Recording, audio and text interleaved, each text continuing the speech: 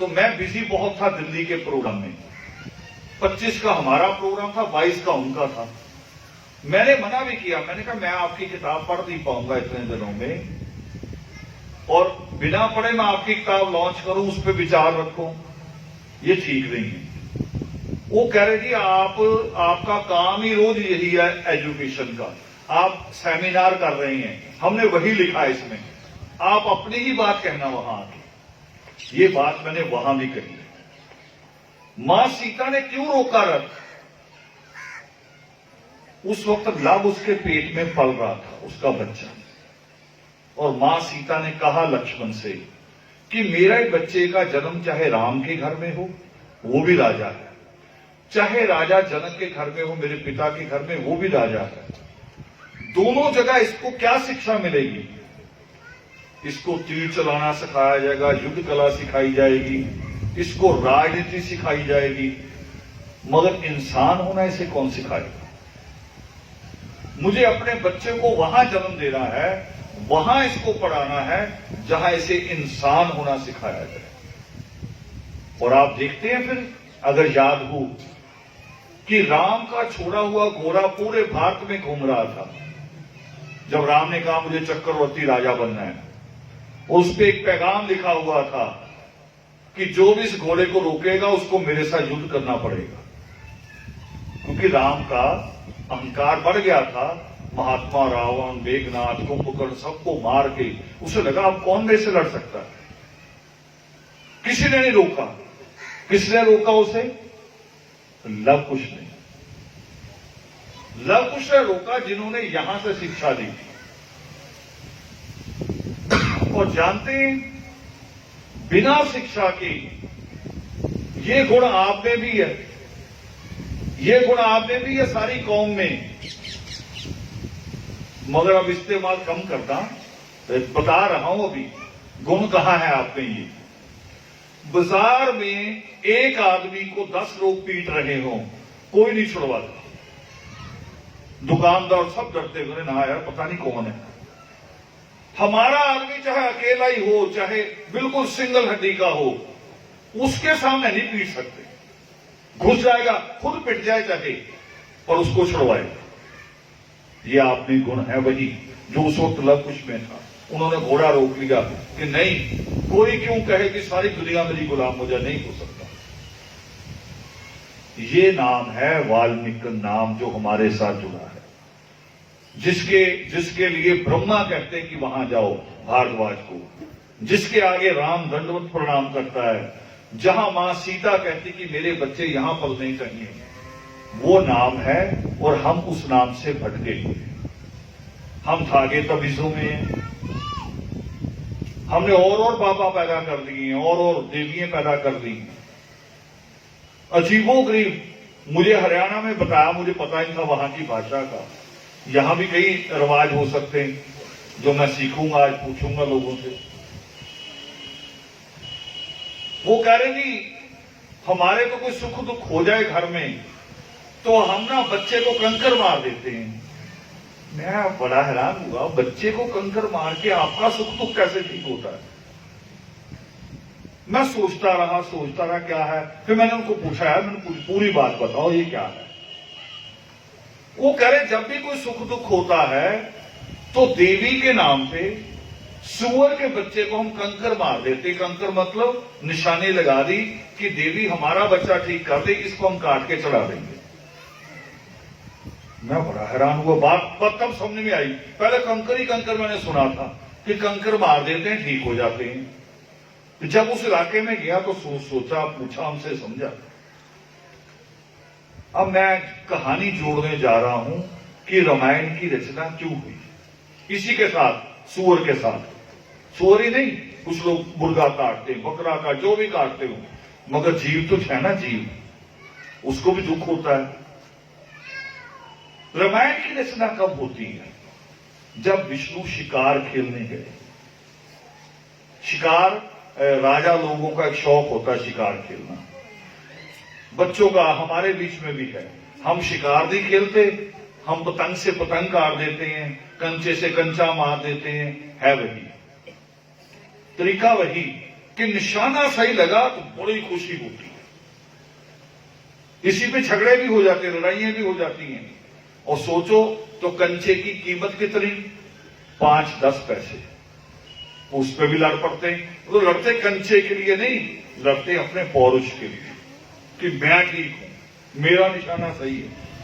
तो विष्णु भी शिकार खेलने निकले, बड़ा शिकार नहीं मिला, छोटा मिल गया। रात को तो पक्षी दिखाई देंगे, क्रौंच पक्षी, और क्रौंच पक्षी चंद्रमा को देख के बहुत खुश होते पूर्णमासी की रात को।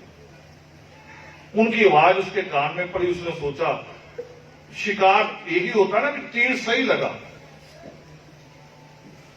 उससे पहले की कहानी शायद याद हो आप लोगों को कि दशरथ का तीर भी सही लगा, ऐसे लगा था। किसको? श्रवण को। तो तीर ही चलाना होता, वो सही लगना चाहिए।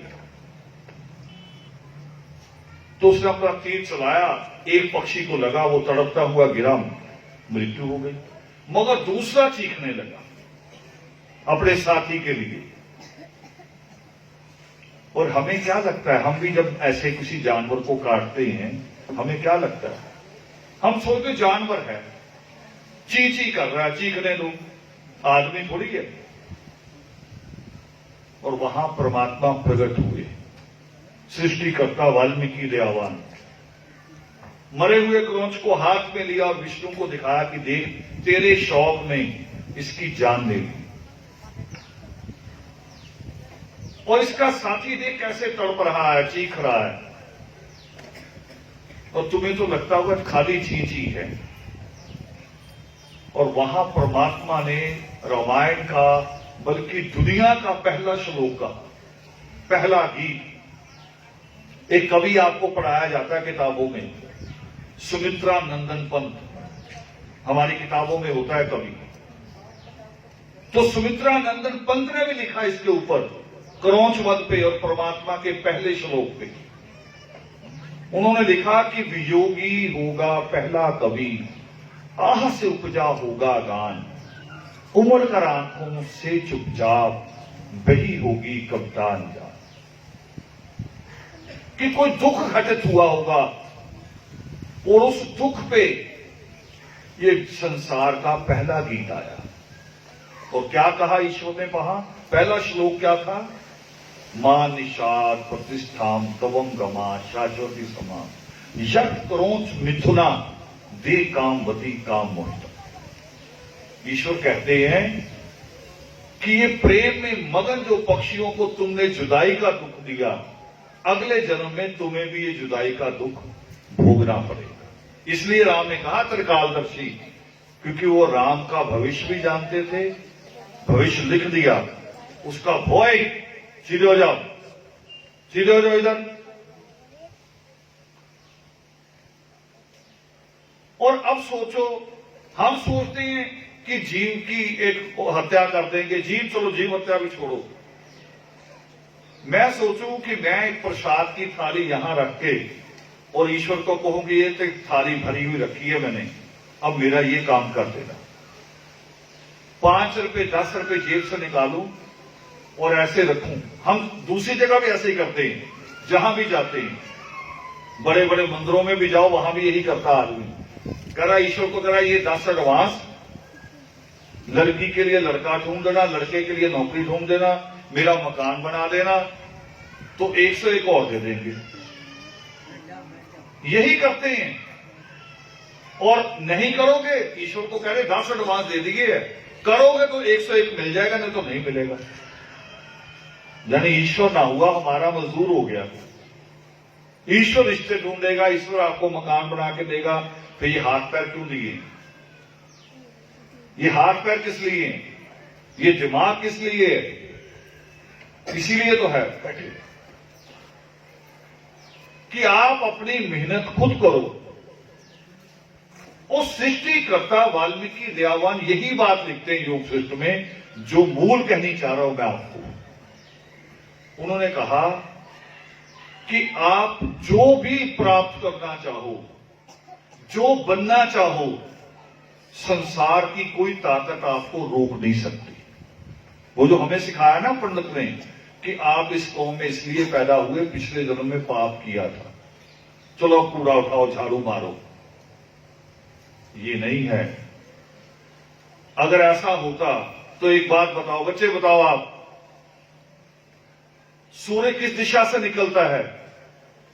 कौन सी दिशा से? पूर्व से। पश्चिम से निकल सकता है? नहीं निकल सकता ना। ये दिन दिन रह सकता? सारा दिन भी हमेशा दिन ही रहे? रात होगी कि नहीं होगी? होगी। यानी ईश्वर का विधान नहीं बदलता, नहीं बदलता ना। और भी हमारे जीवन में भी, ये तो छोटे बच्चे हैं, मां की गोद प्यारी लगती है, मगर जब बड़ा भी होता जाता है, लड़का भी बाप के गले मिलने चाहे बंद कर दे, मगर मां के गले मिलना, उसकी गोद में सिर रखना बंद नहीं करता। ये भी कुदरती है, ममता उसके पास है। तो अगर ईश्वर के ये नियम नहीं बदल सकते, तो आज विनोद जी आपके यहां बाबू हैं, कुर्सी पे बैठते हैं, और भी होंगे लोग, मुझे अभी सबसे मेरी मुलाकात नहीं है। तो इन्होंने ये नियम कैसे बदल दिया? अगर परमात्मा ने हमें झाड़ू टोकरे के लिए पैदा किया होता तो ये नियम बदल सकते थे? ये जो बच्चे स्कूल जा रहे हैं आज, इसी उम्मीद में जा रहे हैं ना कि अफसर बनेंगे। क्या बनोगे? बोलो, मजदूर बनोगे कि अफसर? हाँ। तो ईश्वर यही कहते हैं, उन्होंने योग शिष्ट में यही लिखा।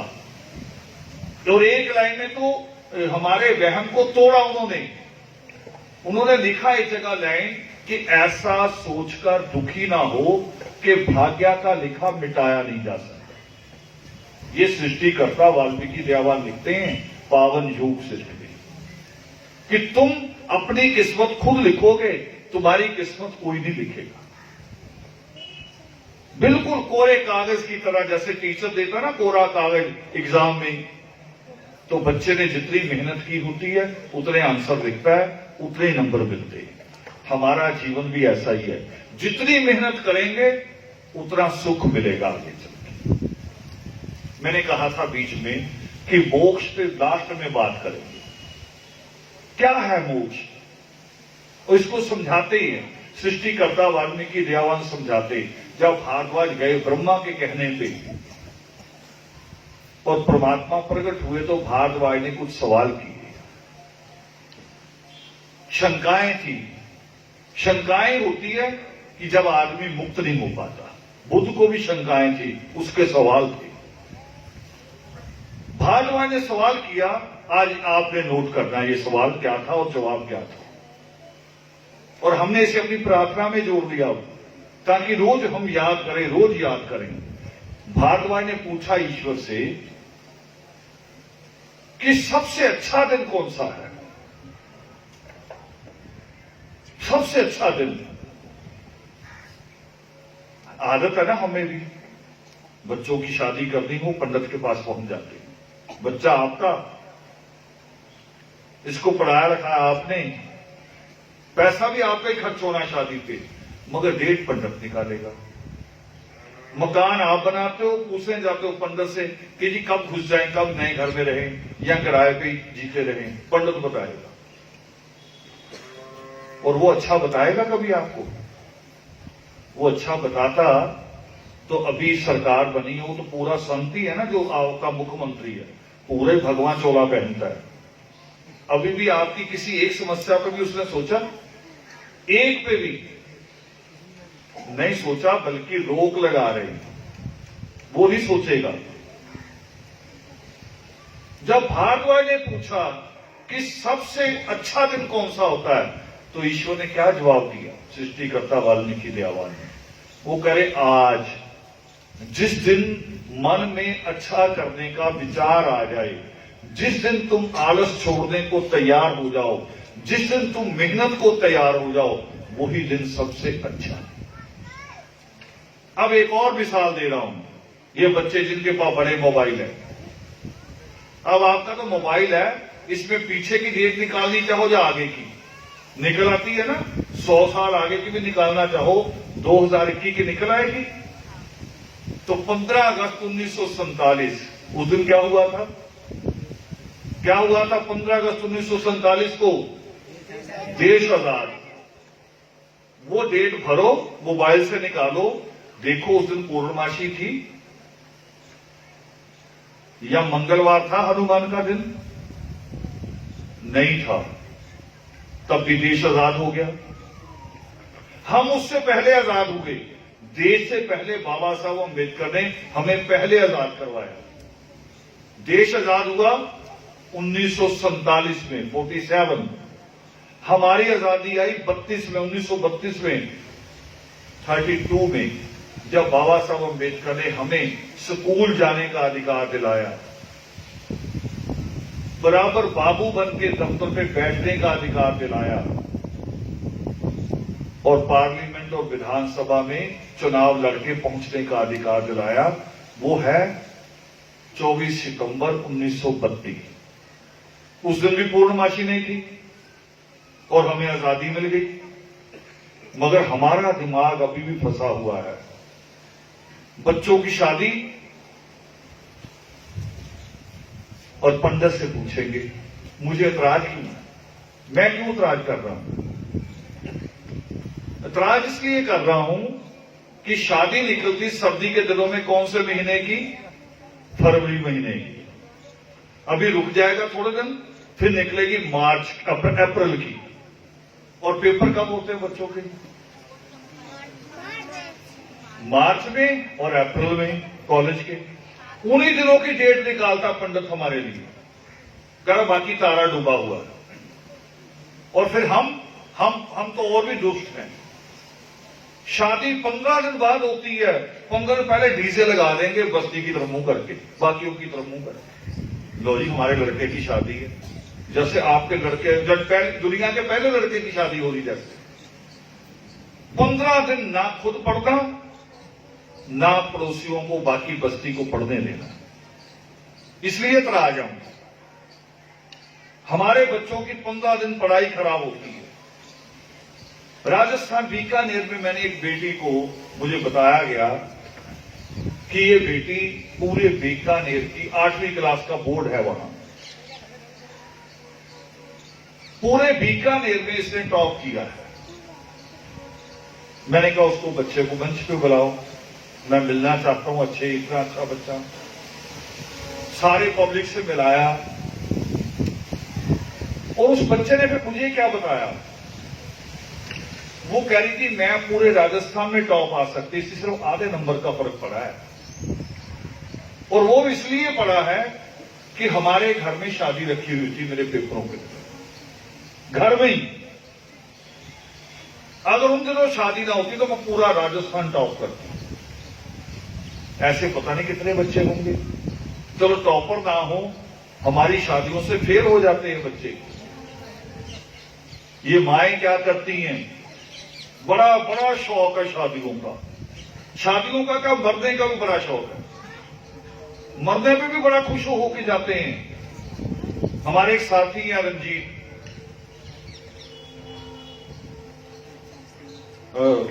मध्य प्रदेश से। मैंने एक दिन को फोन किया, मैंने कहा रंजीत अमृतसर के प्रोग्राम की तैयारी बताओ। कह रहा आपको पता तो है 10 दिन हो गए दादी मर गई थी। चलो मैंने कहा ठीक है, मैंने ज्यादा बात नहीं की, मैंने फोन बंद कर दिया। और ये अक्टूबर की बात है, प्रोग्राम होना 31 दिसंबर को। मैंने कहा कुछ दिन बाद करेंगे। मैंने 1 महीने बाद फोन किया, मैं कहा रंजीत अब क्या चल रहा है? और अच्छे पढ़े लिखे परिवार से बात कर रहा हूं मैं, उनकी पूरी फैमिली पढ़ी लिखी। और फिर मुझे क्या करा, आपको बताया तो था दादी मर गई। मैंने कहा तुम्हारी दादी कब मरी थी? नवंबर महीना है, मैं बात कर रहा हूं। कह रहा सितंबर में मरी थी। मैं कहूं मरी थोड़ी तो रोज मार रहा उसको पकड़ के। जब भी कोई काम का फोन आता होगा तो ऐसे रोज उसकी गर्दन पकड़ लेता, मारता है। दादी की मृत्यु हुई सितंबर में, तो नवंबर में भी वही बहाना लेके बैठा है। जितने दुकानदार हैं, हम अभी चल के आए ना, रोड पे निकल के आए हैं, दुकानदार की मां भी मर जाए तो शाम को दुकान खोल देते हैं। ये आपको भी अनुभव होगा। और इसीलिए वो हमसे बेहतर जीवन जी रही हैं। हम मरने में भी शहीद। शादियों में औरतें क्या करती हैं, करी ना जी ना, वो तो खुद आए थे बेचारे कहने, घर आए थे, कार दे के गए, डब्बा भी दे गए हैं, वो तो मेरा बड़ा ही मान करते हैं। 5 दिन पहले जाऊंगी मैं, तो 7 दिन पहले जाऊंगी। बच्चे बताओ, अब टीचर इतनी छुट्टी करने देते हैं? 5-7 दिन छुट्टी कर सकते हो, मगर माएं ले जाती हैं जबरी, आज भी ले जाती हैं। और फिर आदमी को कहती है चलो शॉपिंग करनी है, नए 4-5 सूट के बिना नहीं जाऊंगी। भी शादी किसी और की है, तेरे 4-5 नए सूट क्या करते हैं, चलो एक नया सूट सिला ले। 4-5 ना जी ना, मैं जिस दिन जाऊंगी उस दिन पहन के जाऊंगी। फिर वो लड़की को भात देने आएंगे ननिहाल वाले, तो उस दिन फिर बदलूंगी, फिर बारात आएगी फिर बदलूंगी, फिर लड़की की विदाई होगी फिर बदलूंगी। लड़की बेचारी एक ही सूट में होती है, उसको तो भारी सा पहना देते लाल सा, बाकी सारी सूट ही बदलती रहती है। अब मुझे बताओ सारी माएं, बेटे मेरी बात का गुस्सा भी लगता होगा, मगर मैंने अपनी मां को सिर पे गंदगी उठाते देखा है, इसलिए बात कर रहा हूं मां से। मुझे बताओ सूट बदलना जरूरी है कि किस्मत बदलना? कौन सी चीज बदलनी चाहिए? ओए बताओ, सूट बदलना जरूरी कि किस्मत बदलना? देखो बच्चों को पता है किस्मत बदलना जरूरी है, इसलिए सूटों पे जोर ना दो। 5-5 दिन की शादियों में जाना बंद करो। बहुत जरूरी हो, आपके सगे भाई की भी शादी हो, तो 2 दिन से ज्यादा खर्च ना करो, 2 दिन से ज्यादा, इससे ज्यादा नहीं करना। शादी हो जाती उसके बाद भी बैठी रहती हैं, पूरी कौम की बात कह रहा हूं, उसके बाद भी बैठे रहेंगे। करे नहीं जी वो अभी आएगी ना लड़की, दोबारा आएगी, घर आएगी मायके, उसको उसका फेरा डालने आएगी तो करवा के आऊंगी। फिर तुमने वीजा लगा के देना है, तू अपने घर जा, वो अपने घर की, तू अपने घर आ जा। और खूब दावतें खाएंगे, रोज रोज दावतें खाना इनको पूछ के बनता रिश्तेदारों को। और अंतिम दिन क्या करते हैं, चलो मैं बाद में बोलूंगा, पहले आप बताओ, कभी हमारा रिश्तेदार हमारे घर से खुश होके गया है? सच में बताना, खुश होके गए? लड़के ही जाते हैं लास्ट में, और पूरी गली में क्या कहेंगे, जैसे अभी आप ढोल बजाते ला रहे थे ना, हमारे रिश्तेदार दूसरा ढोल पीटते जाते, कह रहे भूख हो के आए थे, भूख हो के आए, पूरी गली में बोलते जाते। बताओ सच है कि झूठ है? फिर ऐसी दावतों का क्या मतलब? मुझे रोज ही कहां बैठे धीरज जी, रोज ही मुझे रोज पूछ लेते हैं शाम 7 बजते, क्या खाओगे साहब आप? अरे मैंने कहा यार दुनिया में मुझे एक चीज बताओ, आप भी बताओ सारे, शादियों की रोटी बहुत महंगी होती है ना? हाथरस वाले कितना पैसा खर्च करते हैं शादियों की रोटी पे?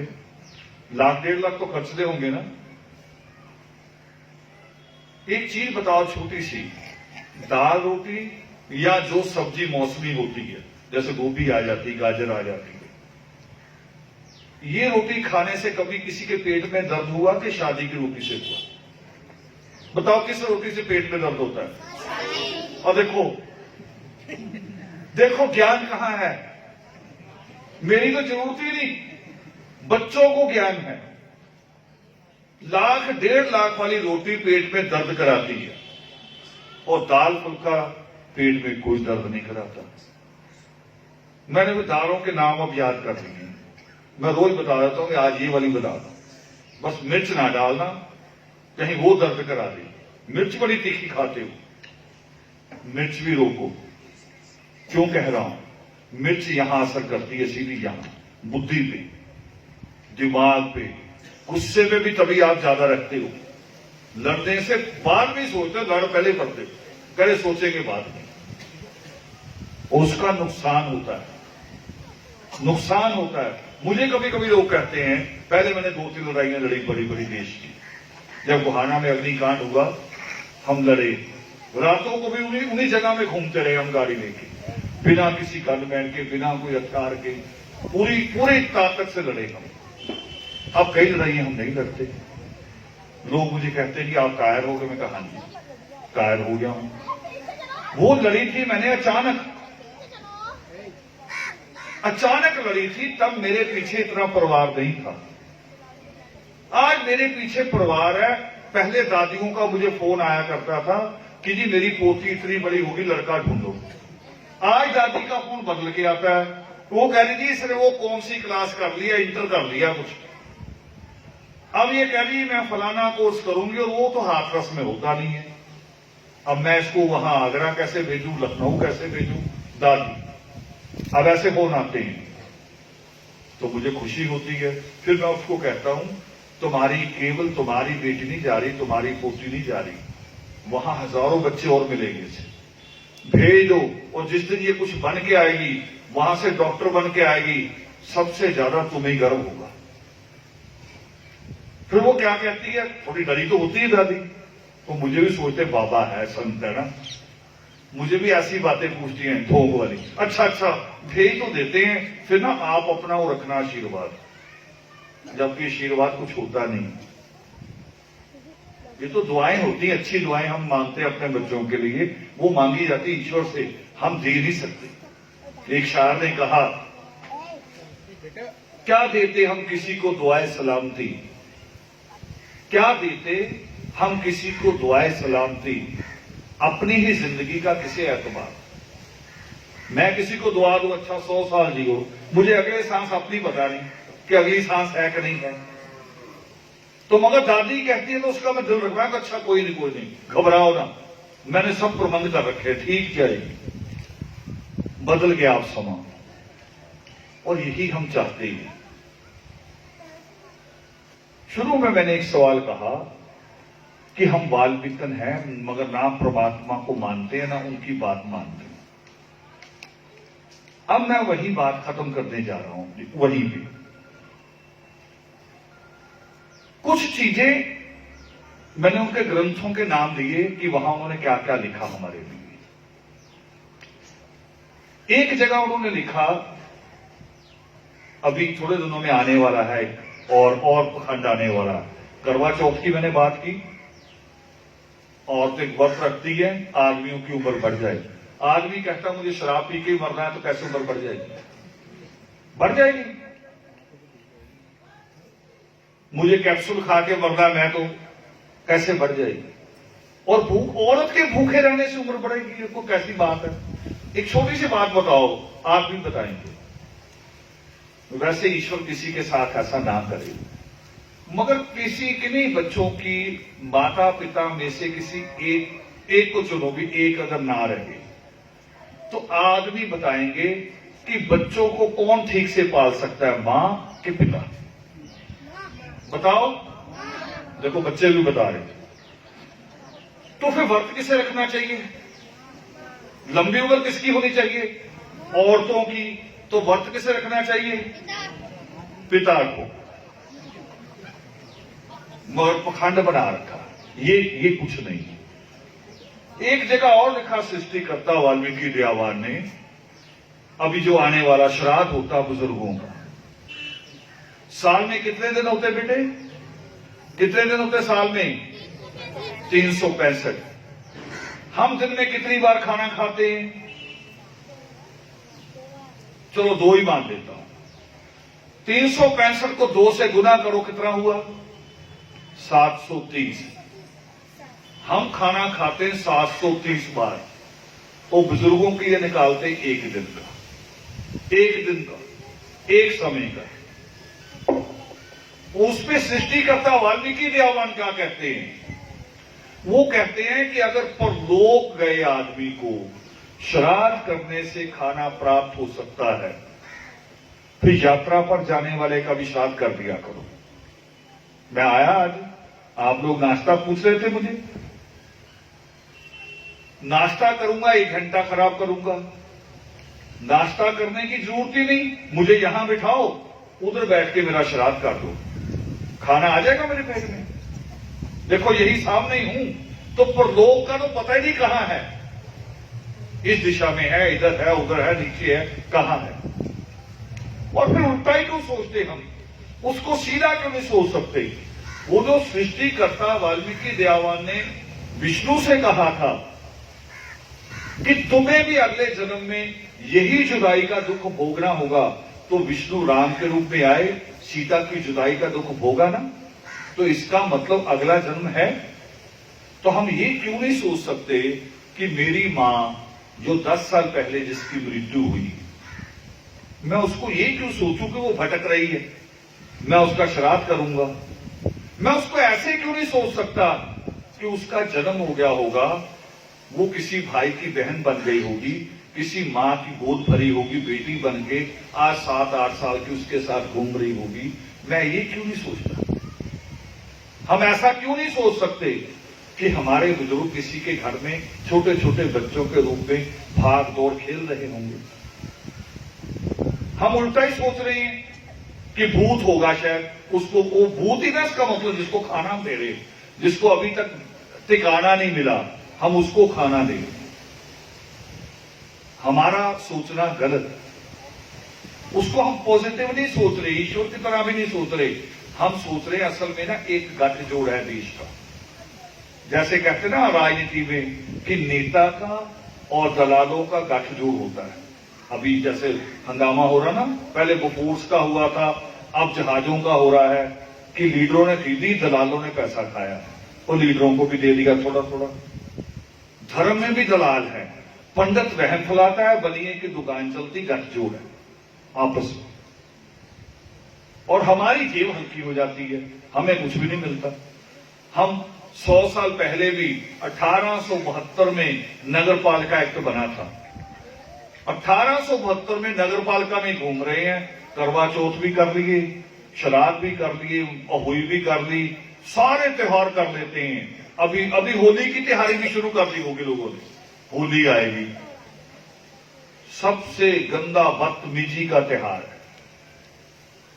जो कोई आदमी किसी दुख में भी जा रहा है, उसके घर में कोई दुख है, मां हॉस्पिटल दाखिल है, वो वहां भागा जा रहा है, उस पर भी रंग फेंक देंगे, उसको भी परेशान करेंगे। त्योहार होता है कि जो आगे भी आपको उसी तरह मिले।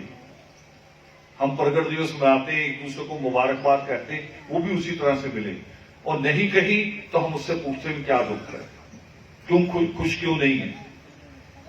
वो सारे त्योहार मना दिए, सारे देवी देवताओं के चिरागों में तेल डाल दिया, मगर खड़े कहां हैं? आज भी नगर पालिका पे खड़े हैं, पक्के हो जाएं, पक्के हो जाएं, पक्के हो जाएं। कोई देवी को तेल असर ही नहीं कर रहा, किसी पीर को भी तेल नहीं असर कर रहा हमारा। और जबकि हमारी कमाई सबसे ईमानदारी की कमाई है, एक पैसे की भी बेईमानी नहीं होती हमारे आदमी की कमाई है। बाकी मजदूरों का जो कमाई है वो पसीने की होती है, हमारी तो खून की भी होती है। जिंदा आदमी जाता बच्चा हमारा, मगर बाहर आता ही नहीं। वो कमाई चिरागों में डाल रहे हैं, मगर उसके बावजूद कुछ हुआ? वहीं खड़े हैं। और होगा जिस दिन ये कलम आपके हाथ में आ जाए। ये कलम, बात यहां खत्म कर रहा हूं। चित्र देख के बहुत कुछ लोग करते, मैंने इसलिए कहा कि ग्रंथ ना भी पढ़े हों, इनको ध्यान से देख ही लो। ये लड़के जाते हैं बाल कटवाने, नाई की दुकान में, वहां फोटो लगी होती है कि ये स्टाइल बना दे, होती है। जिम में जाते वहां भी फोटो लगी होती है मसल वालों की, ये बना दे। औरतें जाती है मेहंदी लगवाने, वहां भी फोटो होती, कौन सा डिजाइन बनाना है। इनके तो सीरियल वाले डिजाइन है, तो ये फोटो भी तो घर में है ना, जैसे भी रूप में है, नई पुरानी जो भी है। तो इसको भी ध्यान से गौर करो, इसके हाथ में क्या है? क्या है सृष्टिकर्ता वाल्मीकि देवान के हाथ में? कलम। जैसे सिख का रिश्ता पूरा होता है केस दाढ़ी रखने से, मुसलमान का रिश्ता पूरा होता है सुन्नत कराने से, हमारा भी वाल्मीकि कहलाने का तब अधिकार होगा जब हमारे पास कलम हो। उसके बिना हम नहीं सुधर पावा। हम सोचे परमात्मा, ये भी नहीं मैं कह रहा भी दूसरे देवी देवताओं को तेल चढ़ाया इसलिए नहीं हुआ, यहां चढ़ाओ। यहां चढ़ाने से भी नहीं होगा, ईश्वर ने कहा ही नहीं। उन्होंने तो कहा कि पुरुषार्थ ही दैव है, यानी मेहनत ही भक्ति है। मेहनत करनी है, और मेहनत आप कर रहे हो। मेहनत आपके जैसी कोई कर नहीं सकता, मगर वो कमाई नहीं बचा रहे। वो कमाई खर्च कहां करनी है ये नहीं कर रहे हो। बस ये फर्क है। बच्चे का जन्मदिन मनाएंगे 20,000 रुपया खर्च कर देंगे, करे सबको रोटी पे बुलाना, रिश्तेदारों को, बच्चे का हैप्पी बर्थडे हैप्पी बर्थडे ना करो। जन्मदिन घर में मना लो। जो 5-7 लोग हैं घर में, दादा दादी को बिठाओ, खुद बैठो, चाचा चाची को बुलाओ, 200-250 का केक लाओ, 200-250 और भी खर्च कर दो चॉकलेट पे, टॉफी पे। 500 से 1000 रुपए से ज्यादा खर्च ना करो बच्चे के जन्मदिन पे। 20,000 हमारे घर में नहीं होता जो आप खर्च करते हो, सूदखोरों से लेते हैं। और कितना सूद होता है? हाथ रस में क्या रेट है? हाँ जी, 10%। 20,000 का उसका ब्याज कितना हो गया महीने का? 2,000।